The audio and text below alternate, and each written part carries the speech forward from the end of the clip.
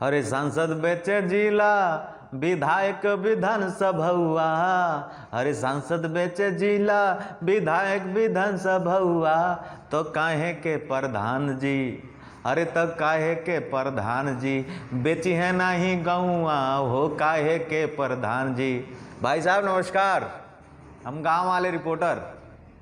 अब भैया कबो कबो हल्का फुल्का लिख लेनी, हल्का फुल्का कवि हैं हम। तो आज एक ठो कविता लिख ले बानी, एगो व्यंग्य कविता बा, एगो कटाक्ष बा। और आज के परिवेश में ये राजनीति पर कहीं ना कहीं एकदम सटीक बैठता। कहाँ कि सब के जौन बा अपने अपने हिस्सा के लूट के धीरे से रख लेता, अपन विकास करता। अब बाद में कहता कि भैया हम तो जनता सेवक हैं। तो सुनी जा, आनंद लीजा। आ वीडियो अच्छा लगे, ये कविता अच्छा लगे, गांव वाले के प्रयास ही अच्छा लगे तो शेयर कही जा भैया। तो सुनिए। अरे सांसद बेचे जिला विधायक विधानसभा। अरे सांसद बेचे जिला विधायक विधानसभा। तो काहे के प्रधान जी, अरे तो काहे के प्रधान जी बेची है नहीं गौआ हो, काहे के प्रधान जी बेची है नहीं गौआ। तो भैया बड़ा गजब गजब के कहानी बा। आगे का बा कि अरे केहू खाला पुल हो, केहू खाला पुलिया।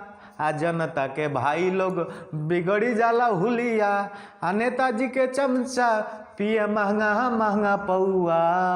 अरे नेताजी के चमचा पिए महंगा महंगा पौआ। तो काहे के प्रधान जी, अरे बेची है नहीं गौआ हो, काहे के प्रधान जी। अरे कोनो काम अइला से पहले होखे टेंडर। आ नेताजी के चेला तैयार रहे बेंडर। आ होखे सब सेटिंग परसेंटेज पे ए भैया। अरे होखे सब सेटिंग परसेंटेज पर ये भैया।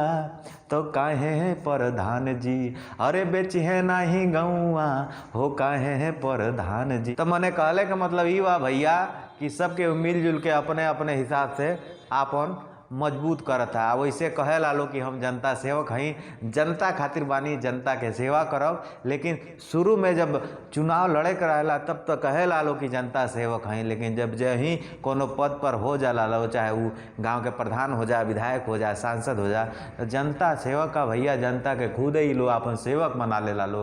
और उसके बाद जलवा टाइट आ 44 गो चमचा आगे पीछे घूमे ने कुल। आ जे जनता बाटे उ नेताजी से मिलल चाहे तो घेरले रही एकदम बनरे नहीं है चारों ओर से। आ जनता चाह के भी नहीं पहुंच पाला। तो ये विडम्बना बाटे। तो आगे के 2 लाइन सुनी जरा।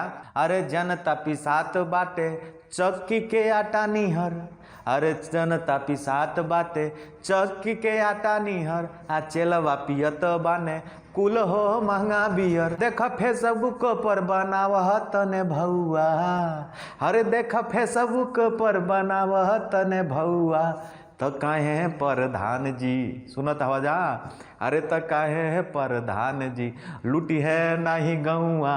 तो काहे प्रधान जी। और आगे का बा कि जब नेताजी कोनो सभा उभा में जाने तो सही बात ही बा भैया कि जे नेता लोग बालो उनके दिमागवा जौन बा चमचवा कुल माइंडवा एकदम वास कर देने, चारों ओर से घेरले रहने को, कहने को भैया बहुत बढ़िया, पूरा प्रजा आप सबसे खुश बा। आ नेताजी वही में झुराई रहने, आ धरातल पर नहीं पहुँच पाने। तो जब सभा में जाने तो चमचवा क्या करने को कि नेताजी के नाम लेके जिंदाबाद बोल देने। नेताजी के नाम लेके जिंदाबाद बोल देने। गद गद होके नेता हथावा के खोल देने। और नेताजी के साथे कुल बनावह तने भौआ। तो काहे प्रधान जी, अरे बेची है नहीं गौआ हो, काहे प्रधान जी। अरे हाँ, एक बात और कहल बा कि डिजिटल के अब जमाना हो गइल बा, सोशल मीडिया के दौर हो गइल बा कि डिजिटल के जमाना बाटे। फेसबुक पर लौके ने आ चमचा को आगे पीछे नेताजी के भौंके ने। आ जिंदाबाद बोल के, अरे जिंदाबाद बोल के बनावह तने हौआ। सुनत हवा जा। अरे जिंदाबाद बोल के बनावह तने हौआ। तो काहे प्रधान जी बेचिए नहीं गौआ हो, काहे प्रधान जी। भैया सबके बेचा था तो प्रधानों बेचबे करिए। अरे लाओ लश्कर लेके चले नेताजी हो साथ में। जिंदाबाद बोले चल वाकुल बात बात में अलौ के न कबो नहीं हमरे उगौआ, अरे आवे ने कबो नहीं हमरे उगौआ, तो काहे है प्रधान जी लुटी है नहीं गौआ, हो काहे है प्रधान जी लुटी है नहीं गौआ। अरे सांसद बेचे जिला विधायक विधान सभा, अरे सांसद बेचे जिला विधायक विधान सभा, तो काहे है प्रधान जी अरे बेटी है नहीं गौआ, हो काहे है प्रधान जी बेची है नहीं गौआ। तू खाला तू बड़का बड़का रोड एहो दादा, हमार प्रधानवा मन रे गवे के खा जा, अरे काम हो करावे अपन लिखे दूसरे के नौआ, तो काहे प्रधान जी अरे बेच है नहीं गौआ, अरे काहे है प्रधान जी। तो आगे का कहानी बा भैया प्रधान जी के सुनल जा। अरे नल नाला पोखरी आपन साफ हो करावे, आ लिख के सरकार के खातावा में जावे, आ सारा रिश्तेदार कुल के बढ़ी गईल भौआ, अरे सारा रिश्तेदार कुल के बढ़ी गईल भौआ, तो काहे प्रधान जी अरे बेची है नहीं गौआ, हो काहे है प्रधान जी। तो आगे के 2 लाइन सुनी जरा।